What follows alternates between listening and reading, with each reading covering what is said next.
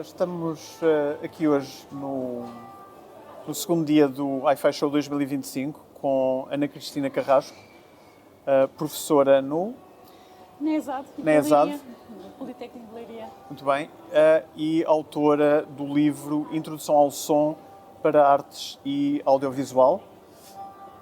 Professora, conte-nos um pouco o seu percurso até este momento. Tem um percurso algo colorido e pouco comum, diria eu, e depois falamos um pouquinho então do seu livro. Vou resumir o máximo possível. Portanto, eu nem sequer estudei, digamos, artes propriamente. Estudei música, fiz o curso antigo Conservatório de Piano, o curso superior de piano. Acabei no último ano possível, porque depois transitou para a Escola Superior todos os cursos de instrumentos de nível superior. E, ao mesmo tempo, também terminei o curso de Física. Portanto, eu sou formada em Física pela Faculdade de Ciências de Lisboa, Universidade Antiga Clássica, não é? E, portanto, tentei sempre juntar música com o que eu estava a fazer em Física. Portanto, andei assim a pensar um pouco o que é que haveria de fazer tal coisa. Entretanto, tirei um mestrado na Universidade de York, em Inglaterra, de Tecnologias Musicais. Gostei do curso, mas não me serviu assim propriamente muito para o meu futuro, digamos. Eu queria juntar as duas áreas. E depois surgiu a oportunidade de fazer o doutoramento em Southampton, também em Inglaterra, que tem lá um instituto, que é o famoso instituto ISVR, que é Institute of Sound and Vibration Research, em que surgiu a oportunidade então de fazer um doutoramento numa área de processamento de sinal, não é que eu seja de processamento de sinal, mas acabou por ser, em que eu fazia a análise de sons de piano e, portanto, tentava reconhecer acordes, principalmente acordes que tivessem sons à oitava, que é muito difícil conseguir descobrir notas que estão à oitava umas das outras. Ok. Pronto, isso é um particular, mas no fundo utilizei uma transformada em vez de ser a transformada de Fourier, que é a clássica para a análise. Todas as tuas. Exatamente.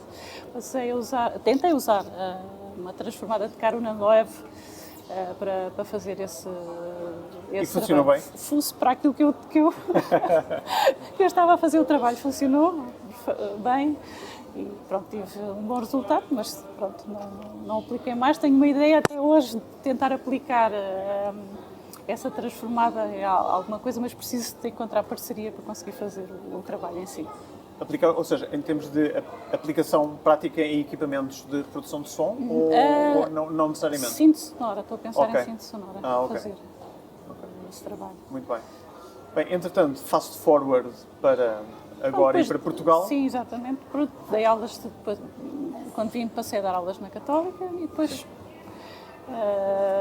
concorri ao IP Leiria, tinha aberto um concurso e fiquei na ESAD, nas Caldas da Rainha. Muito bem. Portanto, a partir desse momento, fiquei já há alguns anos que lá estou a dar aulas. Mas pronto, a professora estava a falar do seu percurso até agora e como é que acabou por ir parar então a dar aulas nas Caldas da Rainha. Na ESAD. Okay. E entretanto, o ano passado, no final do ano passado, sim.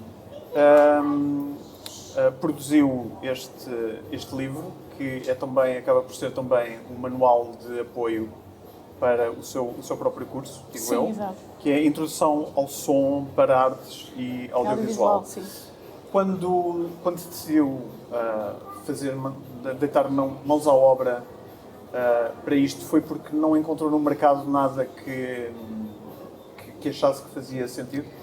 Ora, em Portugal existem 2 livros de referência dentro desta área, que é o Acústica Musical, do Luís Henrique, que é a Edições Gulbenkian. Existe a Introdução à Engenharia de Som, do Nuno Fonseca, que também é um professor do IP Leiria, só que de outra escola, e que tem assim um percurso, tem um programa de síntese sonora fabuloso, está em Hollywood, muita gente em Hollywood, para fazer som para cinema utiliza o software dele. Portanto, esses são, em português, creio que são os verdadeiros livros de referência que nós temos em som. Eu tinha muitos apontamentos também das aulas. Estava sempre a fazer apontamentos. E, portanto, acho que consegui oferecer também algo novo, que era um livro fácil de consultar, porque hoje temos de ter em conta que há... Ou seja, se permite interrompê-la, esses eram os dois grandes livros de referência, mas não eram facilmente digeríveis. São, quer dizer, Quando eu digo digeríveis, sim, eu percebo, são um bocadinho complicados. Pelos seus alunos. Eu não quero denegrir nem os livros, nem os seus autores. Não é isso, mas pronto. São um pouco, se calhar, mais densos e sim, a acústica musical é muito difícil de compreensão. Sim. É uma bíblia, quase tem tudo, não é? Mas eu queria, digamos, outro ponto de vista que explicasse aquelas coisas mais simples que às vezes não estão em lado nenhum, aquele miudinho, às vezes não se sabe, e eu tento explicar esses pormenorzinhos que estão aí no livro e tendo em vista, como eu estava a dizer então, há muita coisa na internet e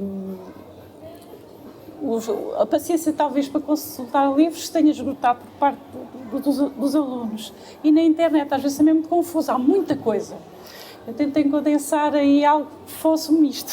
A internet não pode ser, mas estilo muito fácil de consultar, ir direto ao assunto, sem grandes floreados, para não perder a atenção dos alunos, certo, principalmente. Certo. Sim. Certo, porque o seu livro é bastante, quase que eu diria, multimédia. No sentido que tem imensas ilustrações. Sim, as ilustrações foram quase praticamente feitas todas por mim. De raiz e de propósito. Sim, exceto as imagens que estão aqui, obviamente, mas eu ia fazendo essas imagens, algumas delas creio que são novas, nunca vi em lado nenhum mesmo, não são parecidas. Pronto. E, portanto, tive esse trabalhão todo, digamos, deu muito trabalho, mais as imagens do que quase o resto, mas... Pronto, acho que facilita muito a compreensão da matéria em si. Sim, o livro é claramente bastante acessível. Vou colocar uma questão que colocamos também no podcast de Música e Som quando a entrevistamos, e que é do seu curso.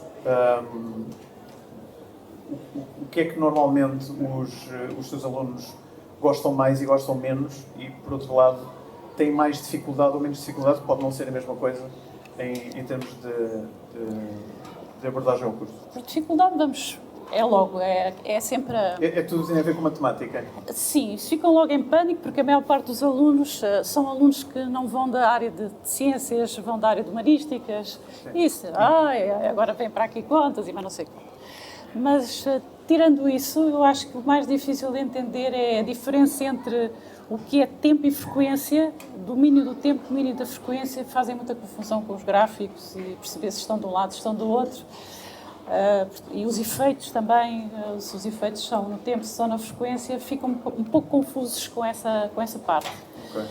É sempre uma das maiores dificuldades. Muito bem. E o que é que, isso em termos de dificuldades e em termos do que eles realmente gostam mais e gostam menos? Aqui pronto, quando se começa a falar em som e usar mesmo, explicar os efeitos, o que é que aquilo faz ao som, qual é o resultado final, essa parte gostam sempre, não é? Porque acaba por... A coisa mais prática. Acaba na parte mais prática, mas eu explico sempre, obviamente, que saber esta parte teórica é bastante simples, que ajuda a compreender muito melhor e depois a trabalhar mais tarde com os efeitos muito mais depressa do que se não soubessem esta parte básica da teoria.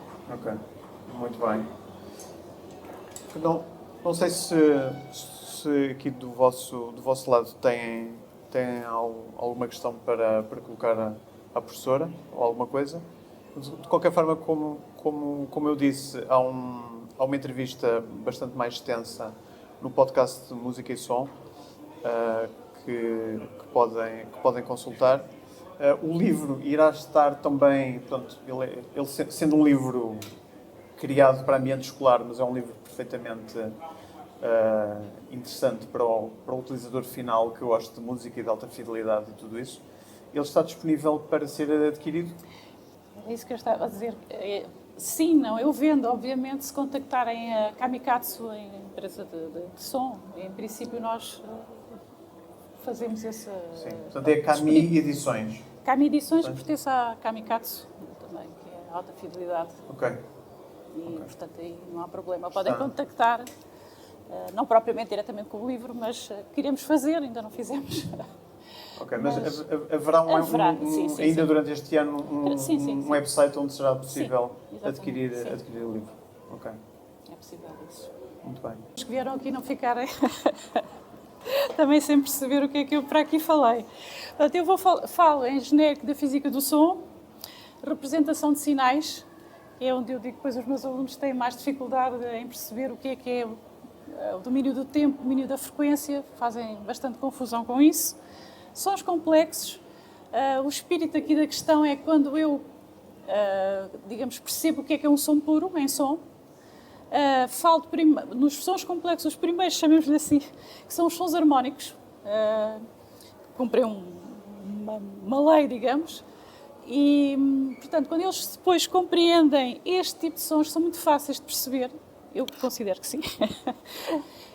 Vou para o ruído. Portanto, abrangemos desde o som puro estes sons harmónicos e o ruído, nos extremos. Portanto, percebendo estes sons, consegue-se perceber os outros sons todos. Portanto, a base é essa. Filtros, também muito, muito simples os filtros, sem nada de complicação, só para perceber as funções de transferência. Se eu olhar para a função de transferência, perceber imediatamente qual é o filtro que eu tenho, isto obviamente que é básico.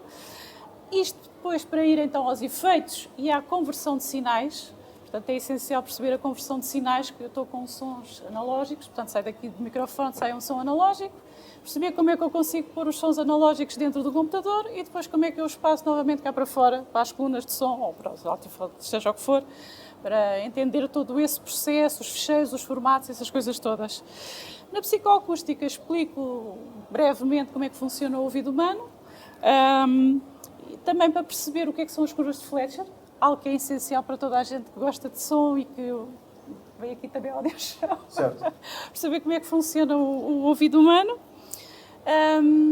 E depois falo um pouco de microfones, na eletrofonia, um bocadinho.